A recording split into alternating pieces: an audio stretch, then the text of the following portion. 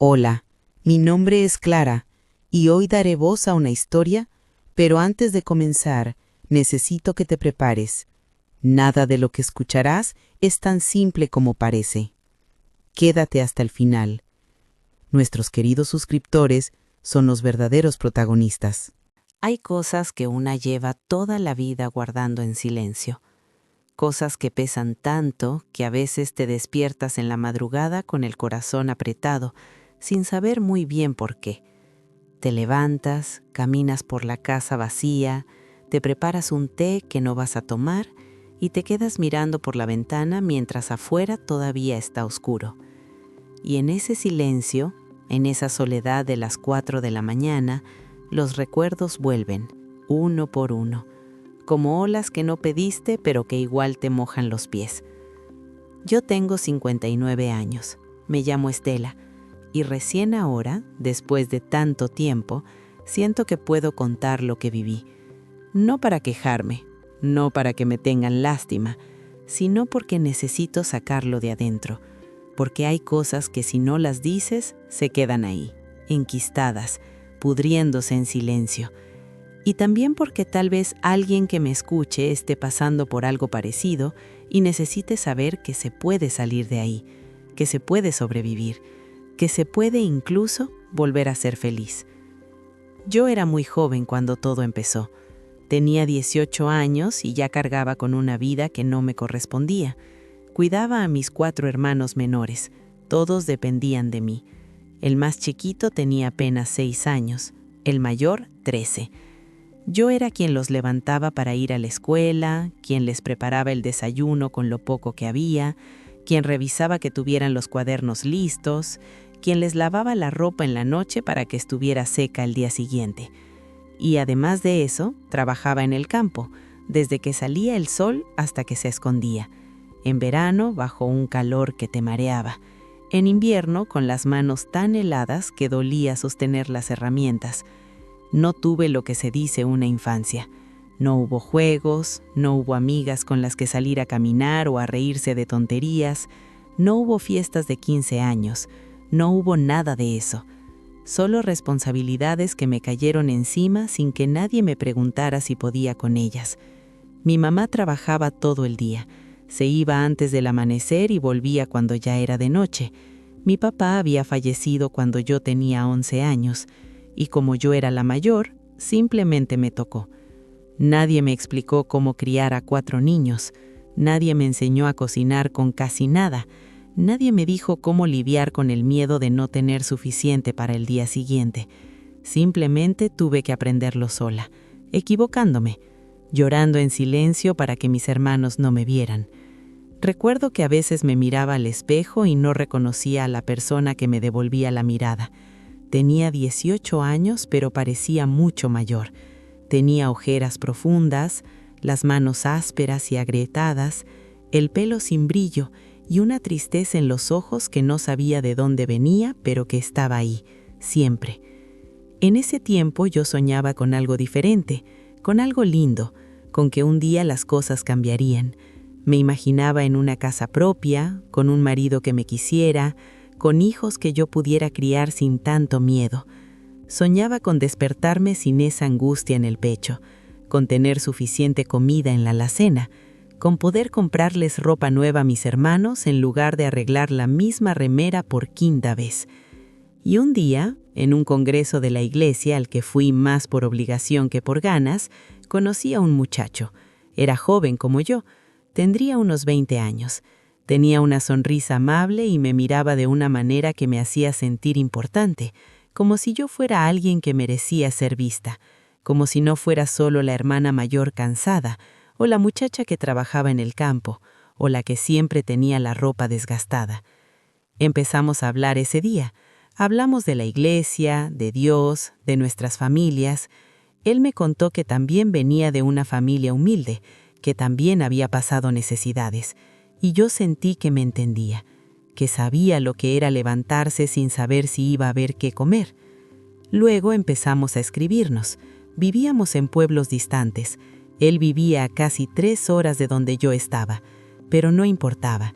Yo esperaba sus cartas como se espera el agua en el desierto. Las leía una y otra vez, las guardaba debajo de mi almohada, y cuando la vida se ponía muy difícil, las sacaba y las volvía a leer, solo para recordarme que alguien en algún lugar pensaba en mí. Por primera vez en mucho tiempo, yo sentía algo parecido a la felicidad, o al menos a la esperanza de que tal vez mi vida no iba a ser siempre así, de que tal vez había algo mejor esperándome. Nos pusimos de novios, y a los pocos meses me propuso matrimonio.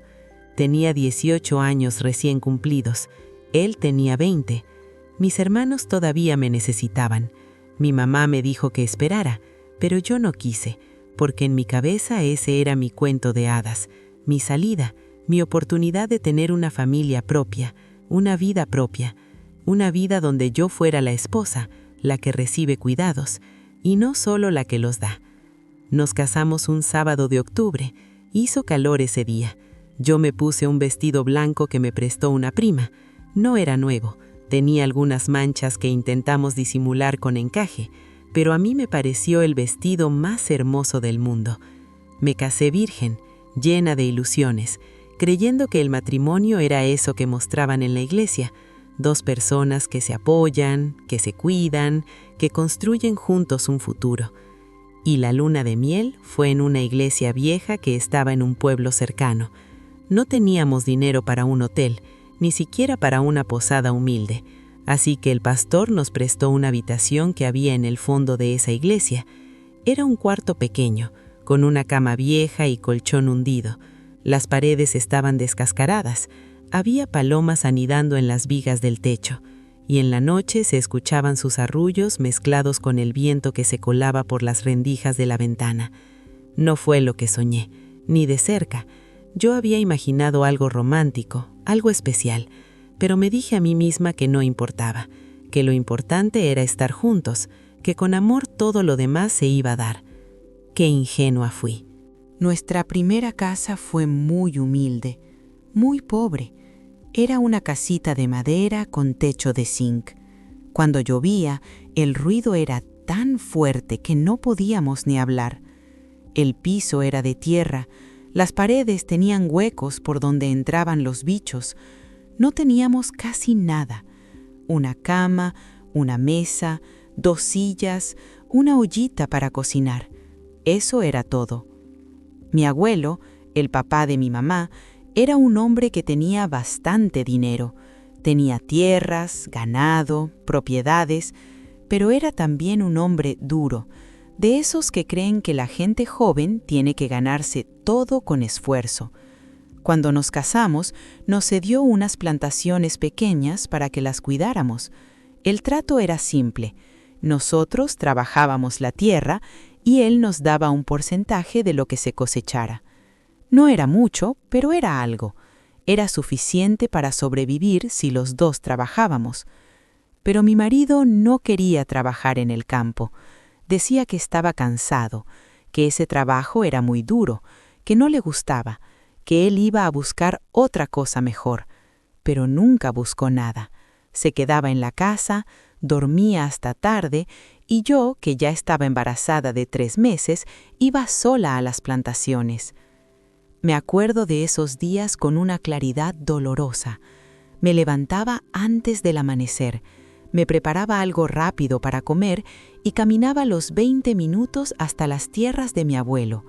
Trabajaba bajo el sol, con el estómago creciendo, con náuseas, con cansancio, pero necesitábamos ese dinero, necesitábamos comer, así que no me quedaba de otra.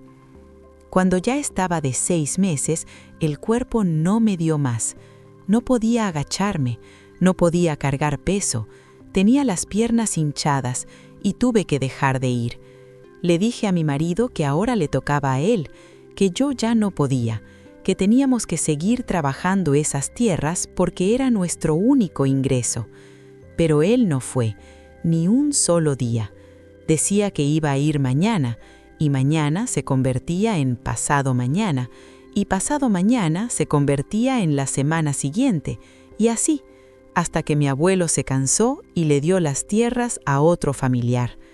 Perdimos ese ingreso y no teníamos nada más. Tuvimos que mudarnos. No podíamos pagar ni siquiera esa casita humilde. Nos fuimos a vivir al fondo de la casa de los papás de mi marido. Era una habitación pequeña, sin ventanas, húmeda, fría, pero no teníamos opción. Los papás de mi marido no me querían, sobre todo su mamá. Desde el principio no le gusté. Decía que yo no era suficiente para su hijo, que venía de una familia problemática, que seguro iba a ser una mala esposa. Yo me esforzaba, limpiaba toda la casa, no solo nuestra habitación, cocinaba para todos, lavaba su ropa, intentaba ser útil, intentaba ganarme su cariño, o al menos su respeto, pero no funcionó, nunca funcionó. Ella me trataba con desprecio, con ese tipo de frialdad que duele más que los gritos. Y mi marido no me defendía, nunca. Escuchaba a su mamá hablar mal de mí y no decía nada. Se quedaba callado, o peor, a veces le daba la razón. Cuando nació mi hija, en un hospital público donde me atendieron rápido y sin mucho cuidado, sentí que todo en mi cabeza cambió.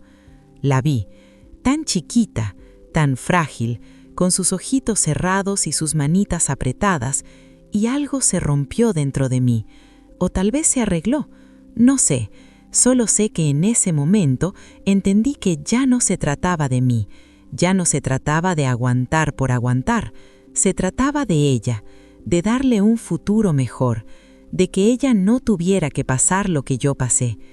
Le puse Elena, porque me gustaba ese nombre, porque significaba luz, y yo necesitaba luz en medio de tanta oscuridad. Los primeros meses fueron difíciles. Elena lloraba mucho. Yo no sabía amamantar bien. Me dolía, me salían grietas, lloraba del dolor y de la frustración. Y mi suegra, en lugar de ayudarme, me criticaba. Decía que yo no sabía cuidar a un bebé, que la estaba malcriando, que por mi culpa la niña lloraba tanto. Empecé a presionar a mi marido. Le decía que tenía que trabajar, que teníamos que salir de ahí, que teníamos una hija ahora y no podíamos seguir viviendo de la caridad de sus papás. Él me prometía que iba a buscar trabajo, pero no lo hacía, o si lo hacía, no le duraba más de una semana. Y un día tomé una decisión. Decidí volver al pueblo donde estaba mi familia. Pensé que ahí podríamos empezar de nuevo, que tal vez mi mamá nos podría ayudar, que tal vez sería más fácil. Empaqué nuestras pocas cosas, agarré a Elena, que ya tenía 6 meses, y me fui. Le dije a mi marido que viniera conmigo, que era ahora o nunca, pero él se quedó con sus papás. Dijo que iba a venir después, que solo necesitaba unos días para pensar. Llegué a la casa de mi mamá un martes por la tarde. Me recibió bien, pero me di cuenta de que las cosas habían cambiado. Tenía un novio nuevo, un hombre mayor que ella, que no me miraba bien, que desde el primer día me hizo sentir que estaba de más. Mis hermanos ya estaban más grandes, el mayor ya trabajaba, los otros iban a la escuela, y yo me sentí extraña en esa casa que había sido mi hogar, como si ya no perteneciera ahí. Pero me quedé, porque no tenía a dónde ir. 3 días después, un viernes por la mañana, escuché ruido afuera, voces, el motor de una camioneta. Salí a ver, y ahí estaban, los papás de mi marido. Habían manejado 2 horas para llegar hasta ahí, y venían enojados. Mi suegra entró sin saludar, me empujó a un lado y fue directo a donde estaba Elena. La agarró y la sacó de ahí. Yo me quedé paralizada por un segundo. No podía creer lo que estaba viendo. Luego reaccioné. Corrí detrás de ella. Le grité que me devolviera a mi hija, pero mi suegro me bloqueó el paso. Me dijo que Elena iba a estar mejor con ellos, que yo no sabía cuidarla, que era una mala madre. Mi mamá y el novio de mi mamá salieron. Hubo gritos, discusiones, pero al final ellos se subieron a la camioneta con Elena y se fueron. Yo me quedé ahí, parada en medio del camino de tierra, viendo cómo se alejaban, escuchando el llanto de mi bebé que se hacía cada vez más lejano. Esa noche no dormí. Pasé las horas llorando, imaginándome a Elena asustada, preguntándose dónde estaba yo, si tenía hambre, si lloraba y nadie la consolaba de la manera en que yo lo hacía. Era un dolor físico, como si me hubieran arrancado una parte del cuerpo. Al día siguiente, muy temprano, le pedí ayuda a 2 de mis tíos. Ellos eran hombres grandes, fuertes, y me acompañaron. Manejamos las 2 horas hasta el pueblo donde vivían mis suegros. Llegamos, tocamos la puerta, y mi suegro salió. Mis tíos hablaron con él, le dijeron que eso no estaba bien, que tenía que devolverme a mi hija, y él, después de un rato, aceptó. Pero antes de entregarme a Elena, se acercó a mí, me miró directo a los ojos y me dijo algo que todavía me eriza la piel cuando lo recuerdo. Ella está conectada a mí para toda la vida. Lo dijo con una voz baja, calmada, pero había algo en sus ojos, algo oscuro, algo que me dio miedo. Agarré a Elena, le agradecí a mis tíos y nos fuimos de ahí lo más rápido posible. Esa noche, en la casa de mi mamá, abracé a Elena y lloré, porque sabía que algo había pasado, algo que yo no podía ver pero que podía sentir. Soy cristiana, creo en Dios, pero también sé que hay cosas oscuras en este mundo, y mis suegros se metían con esas cosas, con brujería, con trabajos, con cosas que yo nunca quise ni entender. Al día siguiente enfrenté a mi marido, porque él había estado ahí cuando sus papás se llevaron a Elena, había visto todo y no había hecho nada. Le dije que tenía que elegir, o estaba conmigo y con su hija, o estaba con sus papás, pero no podía estar en los 2 lados. Él se quedó callado un rato largo, y luego dijo que venía conmigo. Empacó sus cosas y regresamos juntos al pueblo donde estaba mi familia, y ahí seguimos casados, en la casa de mi mamá, en una situación incómoda, pero juntos. La pobreza seguía siendo extrema. Teníamos que racionar la comida, dividir un plato entre los 2, comer una vez al día para que Elena tuviera leche. Mi mamá nos daba lo que podía, pero su novio no quería ayudarnos. Decía que éramos una carga, que mi marido era un vago, y tenía razón, pero eso no lo hacía menos doloroso de escuchar. Mi abuelo tenía mucho dinero. Mi mamá vivía relativamente bien desde que se juntó con ese hombre, pero nadie nos ayudaba, porque no querían sostener a alguien que no trabajaba, y yo lo entendía, realmente lo entendía, pero igual dolía. Dolía ver a mi hija con hambre, dolía no tener para comprarle pañales, dolía tener que pedirle ropa usada a mi familia. 2 años pasaron así, 2 años en los que sobrevivimos como pudimos. Elena crecía, ya empezaba a caminar, a decir sus primeras palabras, y yo me aferraba a eso, a sus sonrisas, a sus abrazos, porque era lo único que me mantenía cuerda. Mi mamá terminó casándose oficialmente con su novio y meses después quedó embarazada. Tuvo otra hija, una bebé hermosa que él sí quería, a la que él sí le compraba cosas, a la que él sí le dedicaba tiempo. Y yo veía eso y sentía una mezcla de alegría por mi mamá y tristeza por Elena, porque ella no tenía eso. Tenía un papá que la ignoraba, que apenas la miraba. Y justo en esa época algo cambió. Mi marido empezó a tener comportamientos extraños. Se despertaba gritando, decía que veía cosas, que sentía que algo lo ahorcaba por las noches. Al principio pensé que eran mesañas, pero fue empeorando. Yo en ese tiempo era muy fiel a Dios. Oraba todos los días, varias veces al día. Leía la Biblia, iba a la iglesia siempre que podía. Y creo que eso me protegió, porque lo que pasó después fue algo que nunca imaginé que iba a vivir. Mi suegro me había hecho un trabajo de brujería, un trabajo fuerte para que el enemigo destruyera mi vida, para que me pasaran cosas malas, para que sufriera. Eso fue lo que me dijo después una persona que sabía de esas cosas. Pero como yo estaba protegida por mi fe, el trabajo rebotó y cayó sobre mi marido. Yo tenía 22 años en ese momento, pero parecía una mujer de 80. Estaba tan delgada que se me marcaban todos los huesos. Tenía los ojos hundidos, ojeras profundas, el pelo sin vida y una expresión en el rostro que asustaba a la gente. Era el rostro del sufrimiento, del cansancio extremo, del no poder más. Y mi marido empezó a tener episodios, posesiones. Hoy en día casi no se escuchan esas historias. La gente ya no cree tanto en esas cosas. Pero en ese tiempo, en ese pueblo, era común oír hablar de personas poseídas.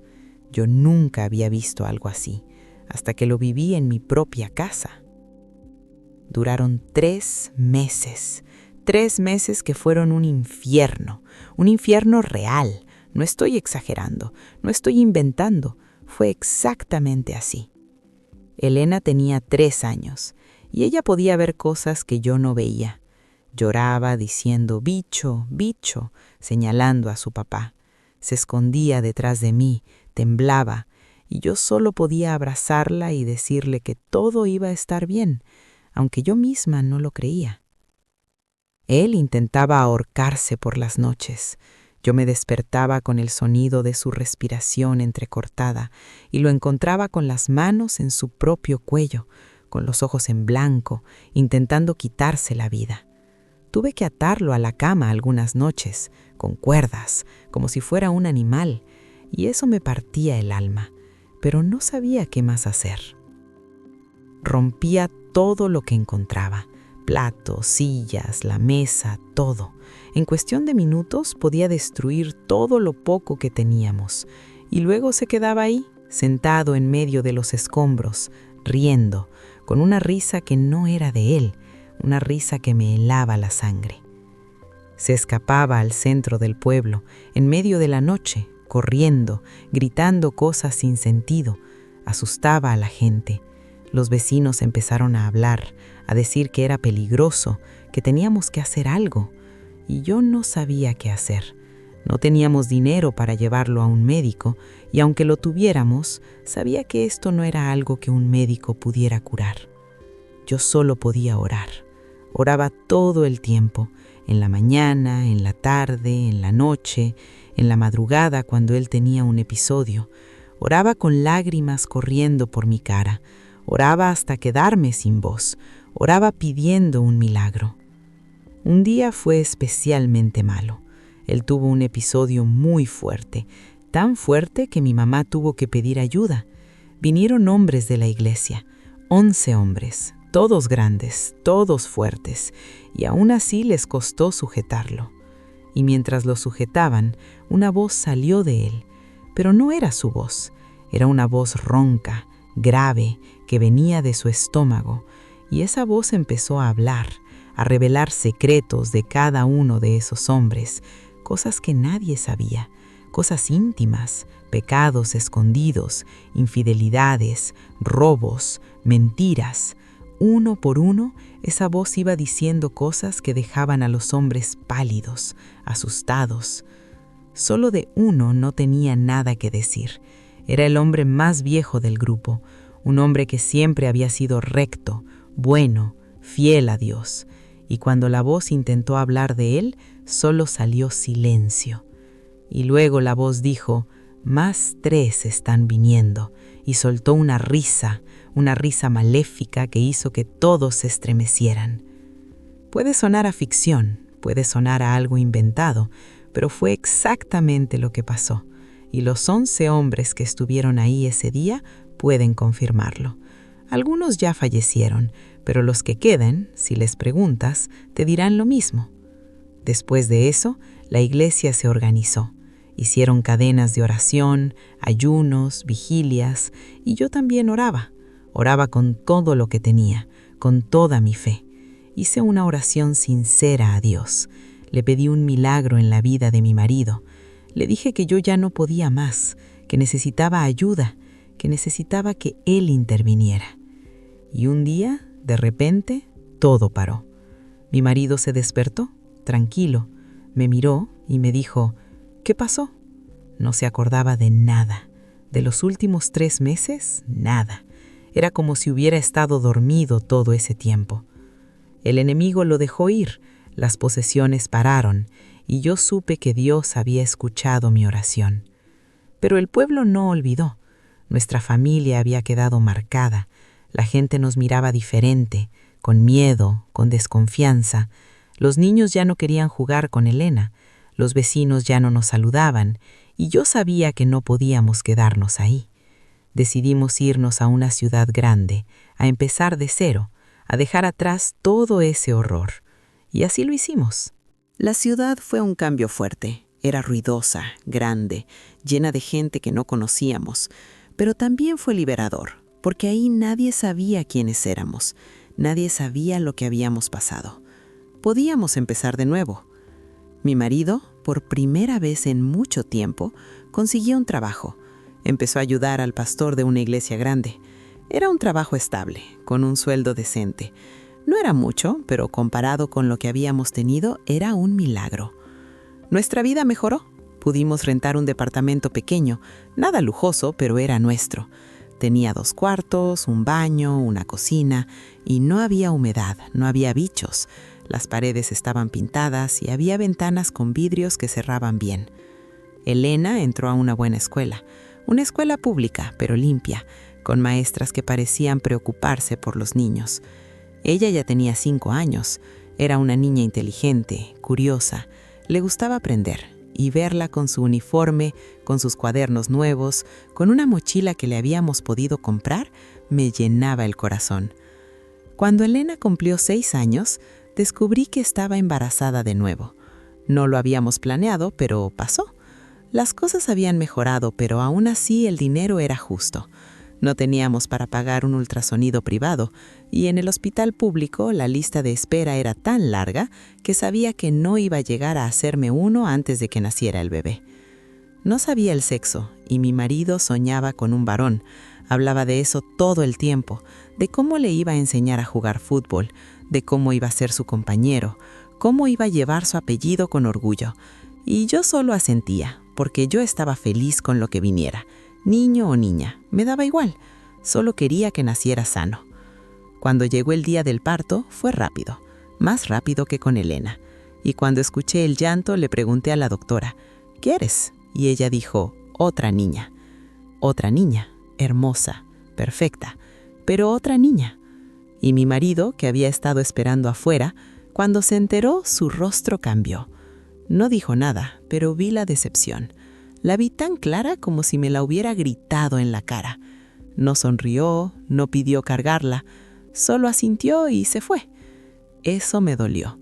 Me dolió más que el parto, más que los puntos, más que el cansancio, porque era mi bebé, era su hija, y él la estaba rechazando solo por no ser lo que él quería. Le puse a Ana, y durante los primeros meses, él apenas la miraba. No la cargaba, no jugaba con ella. Era como si no existiera, y yo intentaba compensar. Le daba el doble de amor, la abrazaba más, le cantaba, le hablaba, como si con eso pudiera llenar el vacío que su papá estaba dejando. Elena, que ya tenía 6 años, se dio cuenta. Veía cómo su papá trataba a su hermanita, y me preguntaba por qué. Y yo no sabía qué decirle. ¿Cómo le explicas a una niña de 6 años que su papá es así, que algunos hombres son así? Con el tiempo él empezó a cambiar un poco. No mucho, pero al menos ya no la ignoraba completamente, aunque nunca le dio el amor que le dio a otros, y eso se notaba en todo. Su comportamiento conmigo también empeoró. Se volvió más frío, más distante. Hablábamos solo lo necesario. Ya no había conversaciones, ya no había risas, ya no había nada de lo poco que alguna vez hubo. Para la gente de la iglesia éramos la familia perfecta. El ayudante del pastor, su esposa, 2 niñas lindas y bien portadas. Todos nos saludaban, nos invitaban a cosas, nos veían como un ejemplo. Pero dentro de casa éramos extraños. Vivíamos bajo el mismo techo, comíamos en la misma mesa, dormíamos en la misma cama, pero éramos extraños, y las niñas lo sentían. Lo sentían en el silencio, en la tensión, en la manera en que su papá y yo nos evitábamos. Los años pasaron. Ana creció, Elena también, y yo seguía ahí, sobreviviendo, porque eso era lo que hacía, sobrevivir. Mi marido empezó a involucrarse más en la iglesia.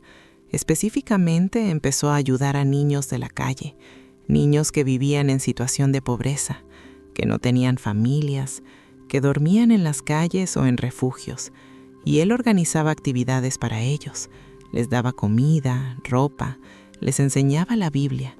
Y al principio yo pensé que era algo bueno, pensé que estaba haciendo una buena obra, pero luego noté algo. Solo ayudaba a varones, solo niños, ninguna niña. Y nuestra casa siempre estaba llena de muchachos, 10, 15 muchachos, jugando, comiendo, riéndose. Y mis hijas los veían cómo su papá era con ellos, cómo les hablaba con paciencia, cómo les sonreía, cómo les enseñaba cosas, cómo los abrazaba cuando lloraban, y luego veían cómo era con ellas, frío, distante, indiferente. Elena un día me dijo: «Mamá, ¿por qué papá quiere más a esos niños que a nosotras?». Y yo no supe qué responder, porque ella tenía razón, y dolía verlo. Dolía ver a mis hijas sintiéndose menos importantes que niños extraños. Pero yo no decía nada, no reclamaba, porque pensaba que al menos estaba haciendo algo bueno, que al menos no estaba metiéndose en cosas malas, y me conformaba con eso. Mientras tanto, yo trabajaba, limpiaba casas, era mi trabajo, mi ingreso, el ingreso principal de la familia, porque mi marido ganaba algo ayudando al pastor, pero no era suficiente, y él nunca buscaba algo mejor, nunca se esforzaba por conseguir más, se conformaba. Yo era la que cubría todas las necesidades, la renta, la comida, la escuela de las niñas, todo, y además me aseguraba de que él siempre estuviera bien vestido, con ropa limpia, planchada, presentable, porque trabajaba en la iglesia y tenía que verse bien. Mientras tanto, mis hijas y yo usábamos ropa usada, ropa que me regalaba mi familia cuando venían de visita, o ropa que compraba en mercados de segunda mano, y cuando esa ropa se rompía o se desgastaba mucho, yo la arreglaba. Tuve que aprender a coser, a hacerme mi propia ropa interior y la de mis hijas, porque comprar ropa interior nueva, aunque fuera barata, era un gasto que hacía diferencia a fin de mes. Y yo aceptaba eso, aceptaba vivir con menos, aceptaba sacrificarme, porque pensaba que así debía ser, que las esposas se sacrifican por sus familias, que las madres se sacrifican por sus hijos.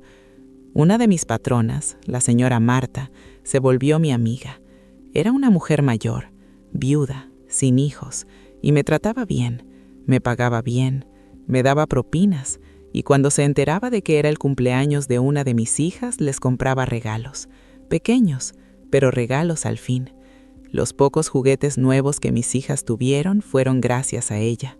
Una muñeca para Ana, una bicicleta usada pero en buen estado para Elena, libros, colores, cosas así. Y mis hijas la querían, la llamaban abuelita Marta, aunque no tuviera ningún parentesco con nosotros. Y ella también se volvió mi apoyo emocional. Era la única persona con la que podía hablar, con la que podía desahogarme. Le contaba cosas que no le contaba a nadie más, y ella solo escuchaba, no me juzgaba, no me daba consejos que no pedía, solo escuchaba. Y a veces, solo con eso, me sentía mejor. Un día, después de años de trámites legales, recibí una herencia de mi papá. No era mucho, pero era algo significativo para nosotros. Era dinero que había estado en disputa, cuestiones de tierras que mi papá había dejado y finalmente se resolvió, y me tocó una parte. Cuando recibí ese dinero, pensé en muchas cosas. Pensé en arreglar el departamento, en comprarles ropa nueva a las niñas, en ahorrar para su educación.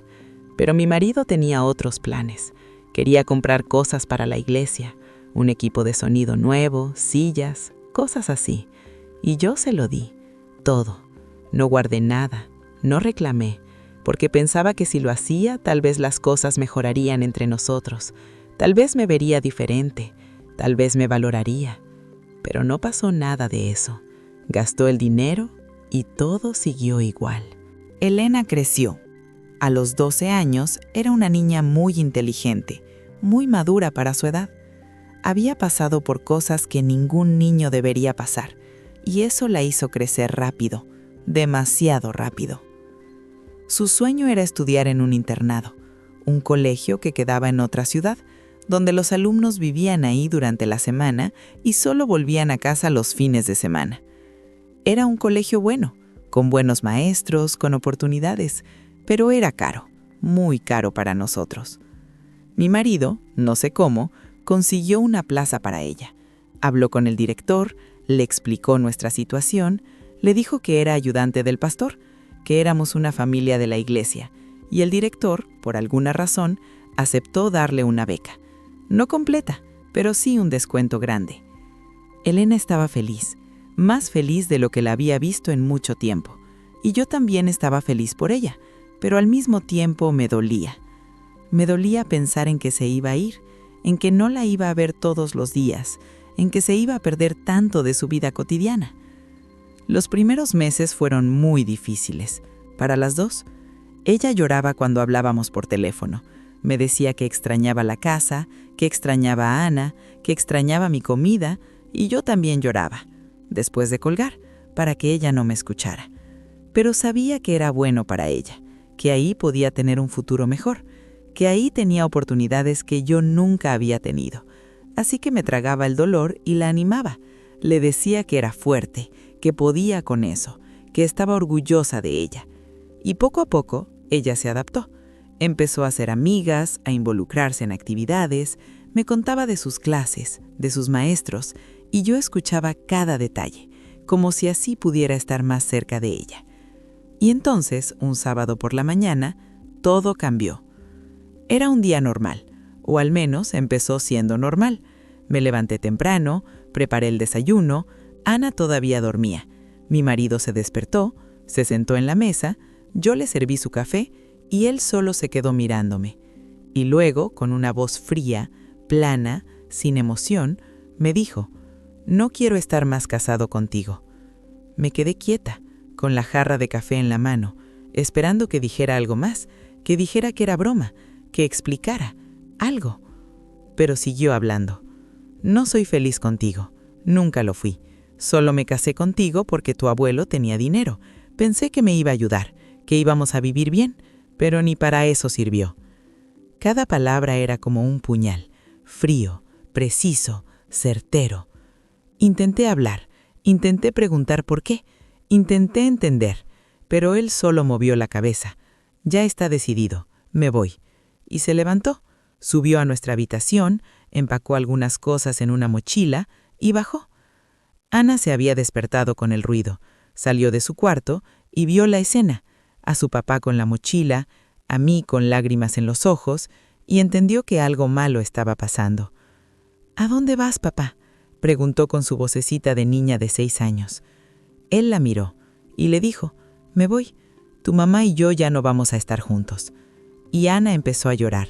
Le preguntó por qué, le rogó que no se fuera, se aferró a su pierna, y él solo se la quitó de encima, sin violencia, pero sin amor tampoco, como quien se quita un perro que le ladra. Yo quise detenerlo, quise gritar, quise pelear, pero solo pude llorar y verlo subirse a su moto y alejarse. Ana y yo nos quedamos ahí, en la sala, abrazadas, llorando las dos, sin entender qué había pasado, por qué había pasado. Y luego, horas después, recibí una llamada del colegio de Elena. Era el director. Me dijo que mi marido había ido ahí, que había hablado con Elena y que ella estaba muy alterada. Le pregunté qué le había dicho, y él, con voz incómoda, me dijo: «Señora, creo que es mejor que venga. Elena necesita hablar con usted». Dejé a Ana con una vecina y manejé 2 horas hasta el colegio. Cuando llegué, me llevaron a una oficina y ahí estaba Elena, sentada en una silla, con los ojos rojos, hinchados de tanto llorar. Me vio y no corrió a abrazarme como normalmente hacía. Se quedó ahí, sentada, mirándome con una mezcla de confusión y dolor. El director nos dejó solas y entonces Elena habló. «Papá dice que tú eres una mala persona, que lo engañaste, que te casaste con él solo por dinero, que nunca lo quisiste. ¿Es verdad, mamá?». Y yo no supe qué decir, porque ¿cómo le explicas a una niña de 12 años la complejidad de un matrimonio roto? ¿Cómo le explicas que su papá está mintiendo o que está proyectando su propia mentira en ti? Solo pude abrazarla y decirle que la verdad era otra, que yo sí lo quise, que me casé con él porque creí que era un buen hombre, que nunca lo engañé, que todo lo que su papá le dijo eran mentiras dichas para lastimar. Ella me escuchó, pero vi en sus ojos que una parte de ella ya no me creía completamente, y eso me rompió el corazón. Los días siguientes fueron un infierno. Mi marido, o mi ex marido, iba seguido al colegio de Elena, inventaba excusas para visitarla, y cada vez que iba le llenaba la cabeza en mi contra. Le decía cosas horribles, cosas que no eran verdad, y Elena, poco a poco, empezó a alejarse de mí. Cuando hablábamos por teléfono, era fría, distante. Respondía con monosílabos, y yo sentía que la estaba perdiendo, que él me la estaba quitando de la manera más cruel posible. Y además de eso, dejó de pagar el colegio. Simplemente dejó de hacerlo. Y cuando el colegio me llamó para decirme que si no pagábamos, Elena tendría que salir, entré en pánico. No tenía ese dinero. Mi trabajo limpiando casas no alcanzaba para eso. Era demasiado.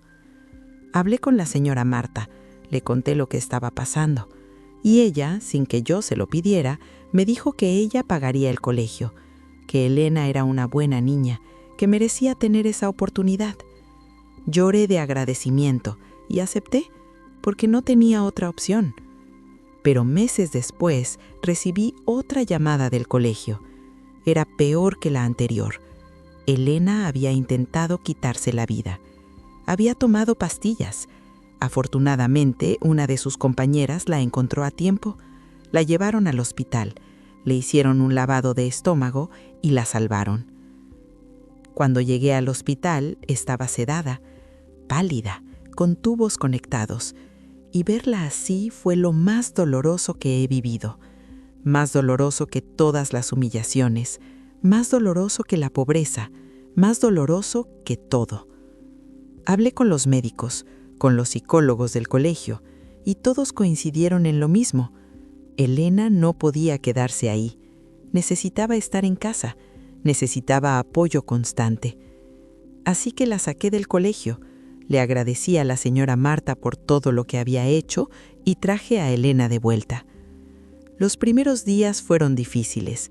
Elena apenas hablaba, apenas comía, se quedaba en su cuarto, mirando la pared, y yo no sabía cómo ayudarla, no sabía qué decir, no sabía qué hacer. Intenté acercarme a ella, intenté que hablara conmigo, pero había un muro entre nosotras, un muro que su papá había construido y que era difícil de derribar. Poco a poco, con ayuda de un psicólogo que conseguía a través de un programa gratuito de la iglesia, Elena empezó a mejorar. Empezó a hablar, a entender que lo que su papá le había dicho eran mentiras, manipulaciones. Pero el daño ya estaba hecho. Nuestra relación nunca volvió a ser la misma. Había una grieta, una cicatriz, y aunque con el tiempo aprendimos a vivir con ella, siempre estuvo ahí. Ana, que tenía 7 años, veía todo esto y también sufrió. Extrañaba a su papá, preguntaba por él, y yo no sabía qué decirle. Le decía que papá estaba ocupado, que pronto vendría, mentiras piadosas para protegerla. Pero él no venía. Pasaban semanas, meses y nada. Hasta que un día Ana dejó de preguntar, y eso fue aún más triste, porque significaba que había entendido que su papá no iba a volver. 6 meses después de todo eso, me encontré con una conocida en el mercado, una mujer que había trabajado con mi exmarido en el programa de ayuda a niños de la calle, y ella, después de saludarme, me preguntó si podíamos hablar en privado. Fuimos a una cafetería cercana, y ahí, con voz baja, me contó algo que me destrozó. Me dijo que mi exmarido había estado teniendo una relación con otra mujer, una mujer que también trabajaba en el programa, y que esa relación había empezado mucho antes de que él pidiera la separación, que todos en el programa lo sabían, pero que nadie me había dicho nada. Yo había tenido celos de esa mujer antes, había notado cosas, la manera en que se miraban, cómo él hablaba de ella, Pero cuando le preguntaba, él me decía que estaba loca, que imaginaba cosas, que era paranoica, y yo le creía, o quería creerle. Pero ahora tenía la confirmación, y dolió. Dolió saber que mientras yo trabajaba limpiando casas para mantener a nuestra familia, él estaba con otra. Dolió saber que todo ese tiempo me había estado mintiendo. Dolió saber que mis sospechas eran ciertas. Y también dolió saber que tanta gente lo sabía y que nadie me dijo nada, porque todos eran de la iglesia, todos eran hermanos en Cristo, y sin embargo, nadie tuvo el valor de decirme la verdad. Me fui de esa cafetería sintiendo un vacío enorme, una mezcla de rabia, tristeza y vergüenza, porque había aguantado tanto, había sacrificado tanto, ¿y todo para qué? Para que él estuviera con otra mientras yo luchaba sola.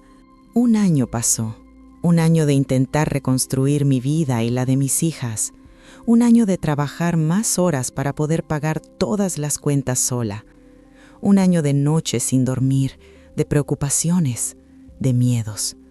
Mi exmarido aparecía de vez en cuando, no para ayudar económicamente, no para ver cómo estábamos, sino para causar problemas, para decirles cosas a las niñas, para intentar ponerlas en mi contra. Usaba a mis hijas como armas para lastimarme, y no le importaba el daño que les hacía a ellas en el proceso.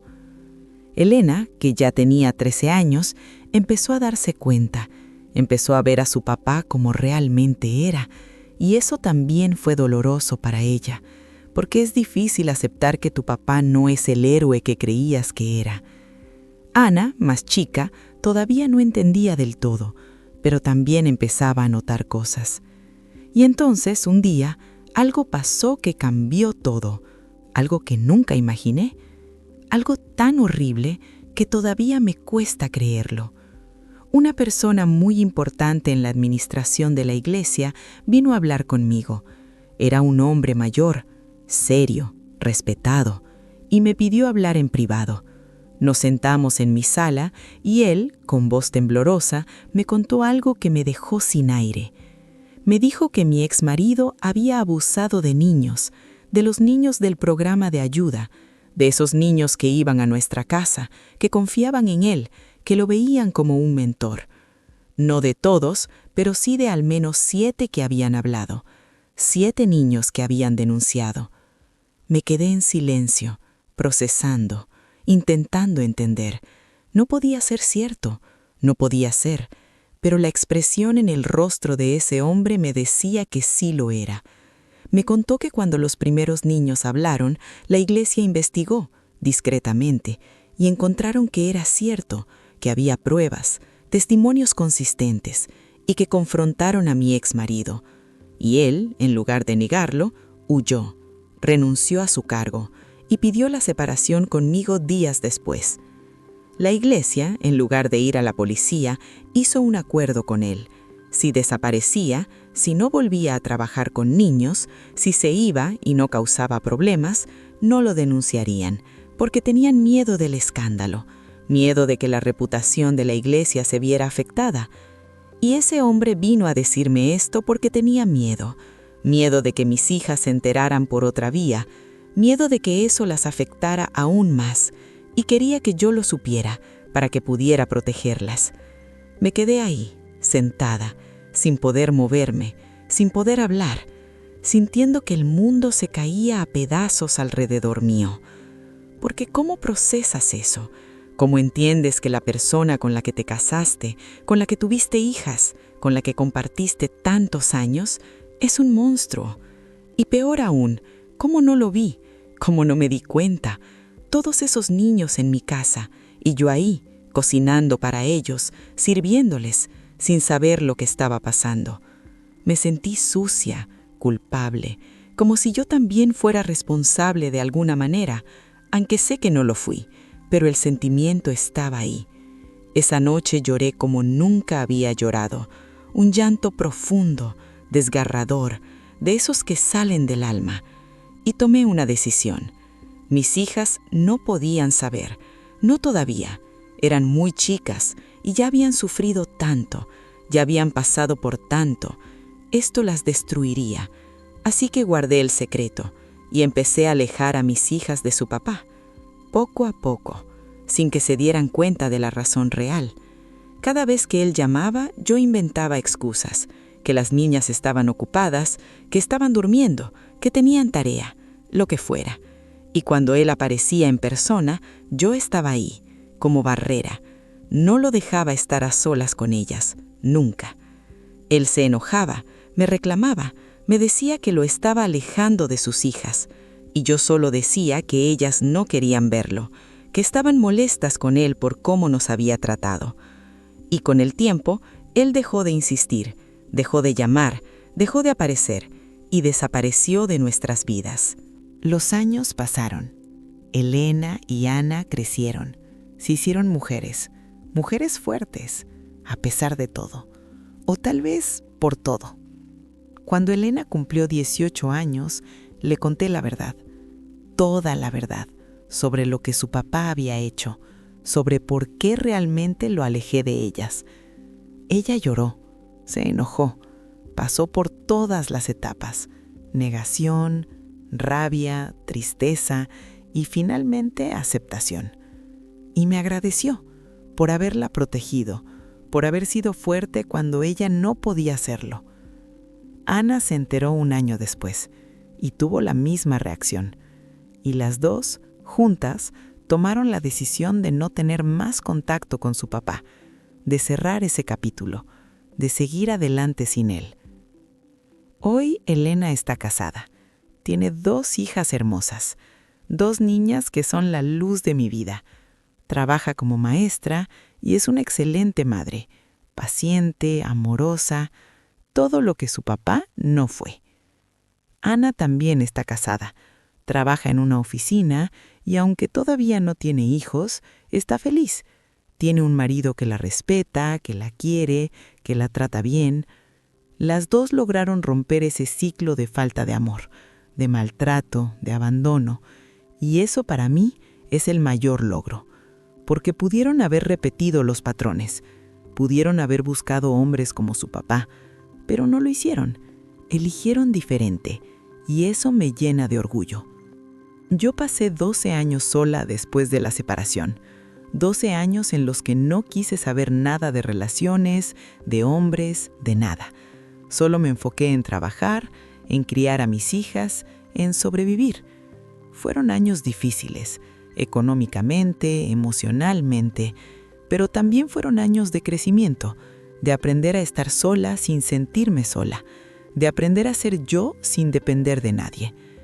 Y hace 3 años conocí a alguien, un buen hombre, un viudo, mayor que yo, que me trata con respeto, con cariño, con paciencia. Me enseñó lo que es ser amada de verdad, lo que es tener a alguien que te escucha, que te apoya, que no te critica, que no te hace sentir menos. Y es algo tan bonito, tan diferente a todo lo que viví antes, que todavía me cuesta creerlo. A veces me despierto en la mañana, lo veo ahí durmiendo tranquilo y pienso, esto es real, esto me está pasando a mí.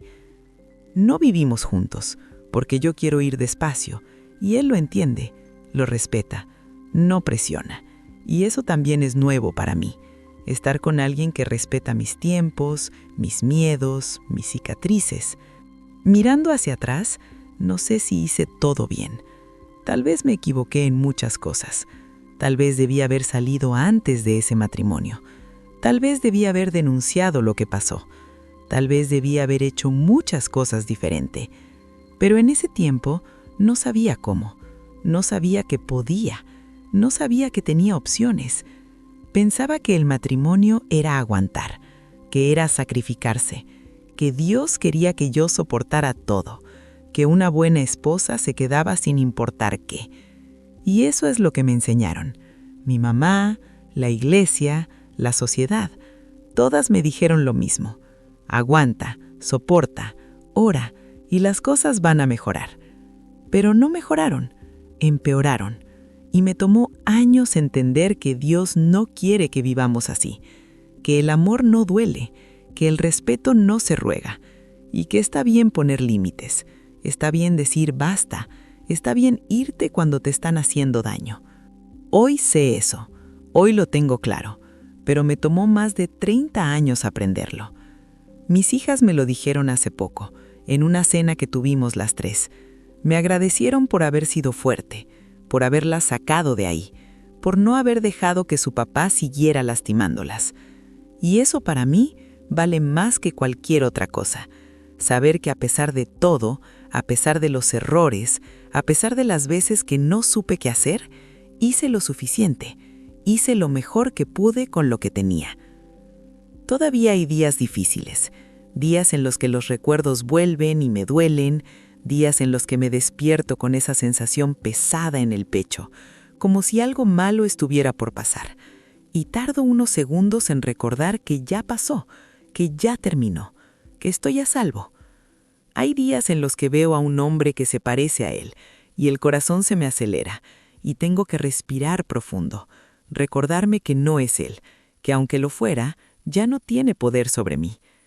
Hay días en los que me pregunto cómo hubiera sido mi vida si hubiera tomado decisiones diferentes, si me hubiera casado con otra persona, si no me hubiera casado del todo, si me hubiera quedado soltera, si hubiera estudiado en lugar de cuidar a mis hermanos, si hubiera esperado, si hubiera sido más valiente, más joven.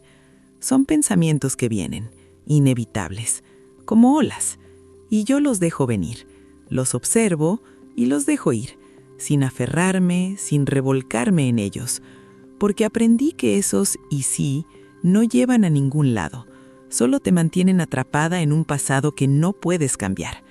Y la vida no se vive mirando hacia atrás, se vive mirando hacia adelante, o al menos mirando el presente.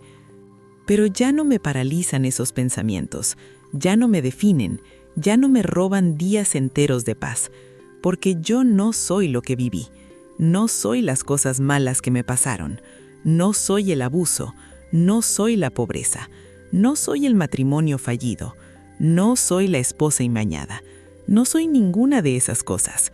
Soy lo que elegí ser después de todo eso. Soy una sobreviviente, soy una madre que hizo lo mejor que pudo. Soy una mujer que aprendió a estar de pie después de haber estado tantas veces en el piso.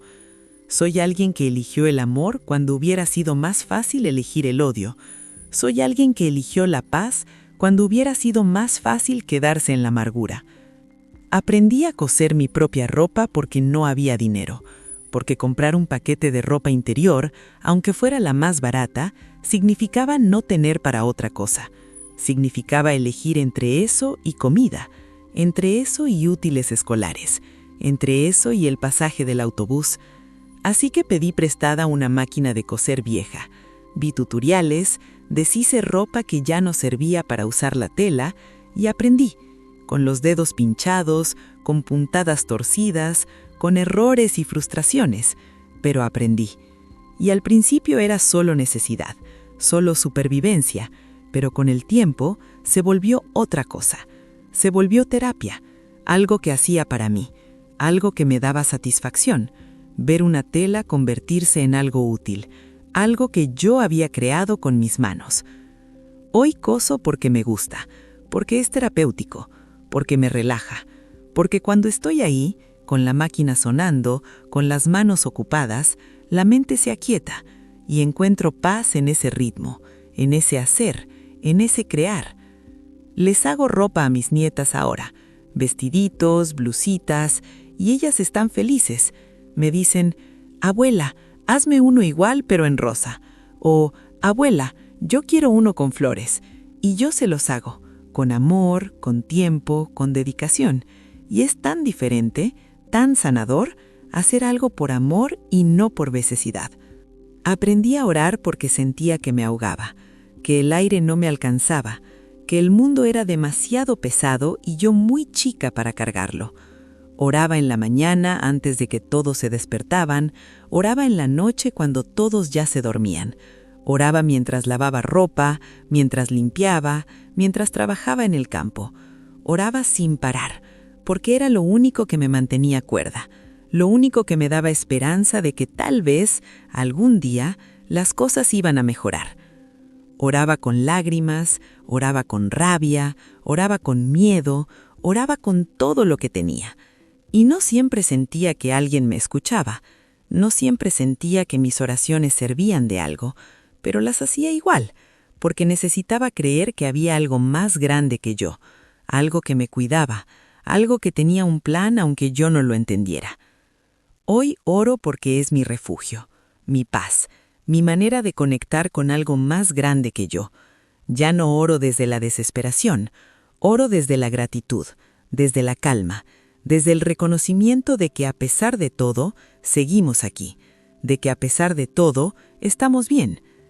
He aprendido que la vida no te pregunta si estás lista para los golpes, te los da igual, sin avisar, sin prepararte, pero tú decides si te quedas en el piso llorando o si te levantas, una vez más y otra vez y otra vez. Yo me levanté, muchas veces, cada vez que pensé que no podía más, cada vez que sentí que todo estaba perdido, cada vez que quise rendirme, me levanté. Y sí, hay cosas que nunca voy a entender, como por qué me tocó vivir eso, por qué mis hijas tuvieron que sufrir tanto, por qué ese hombre hizo lo que hizo, por qué la iglesia lo protegió en lugar de proteger a esos niños. No tengo esas respuestas y creo que nunca las voy a tener.